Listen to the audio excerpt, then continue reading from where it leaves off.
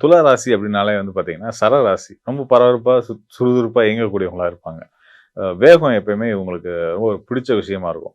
எந்த ஒரு விஷயத்திலயும் துருதுருன்னு செயல்படக்கூடிய தன்மைகள் வந்து இருக்கும். அதே நேரத்தில தெய்வ பக்தியில இவங்கள அடிச்சுக்கிறதுக்கு ஆள் கிடையாது. அந்த அளவுக்கு வந்து இறை நம்பிக்கையும், இறை பக்தியும் நெறைய கொண்டவங்களா இருக்கும். ஆனா, அந்த இறை பக்திக்கும், இறை நம்பிக்கைக்குள்ளயும் இவங்க வர்றதுக்கு முன்னாடி வந்து பார்த்தீங்கன்னா, பயங்கரமான ஒரு ஆராய்ச்சிலாம் பண்ணிட்டு தான் வருவாங்க. அவ்வளோ சீக்கிரமா வந்து ஒரு லாஜிக் மீறின விஷயங்கள நம்ப மாட்டாங்க. அந்த அளவுக்கு வந்து இது வந்து ஆன்மீகத்திலேயே அவங்க வந்து அத அப்ளை பண்ணுவாங்க. பக்தியின் இயல்பா இருக்கும். அது சின்ன வயசுல ஒரு மாதிரி இருக்கும். ஒரு நடுத்தர வயசுக்கு வரும்போது வந்து, ஆ இதெல்லாம் உண்மதானா? அப்படின்ற ஒரு லாஜிக்கலான கொஸ்டின்ஸ்லாம் வந்து கேள்வியில வந்து, அந்த கேள்விகளுக்கெல்லாம் பதில தேடி, அந்த பதிலுக்கு மூலியமா ஒரு நல்ல ஒரு ஞானத்தை அடையக்கூடிய ஆற்றல் வந்து இந்த துலா ராசிக்காரர்களுக்கு உண்டு. அ காரணம் என்னன்னு கேட்டீங்கன்னா, இந்த ராசி அதிபதி வந்து அசுர குருவான சுக்கிரன்.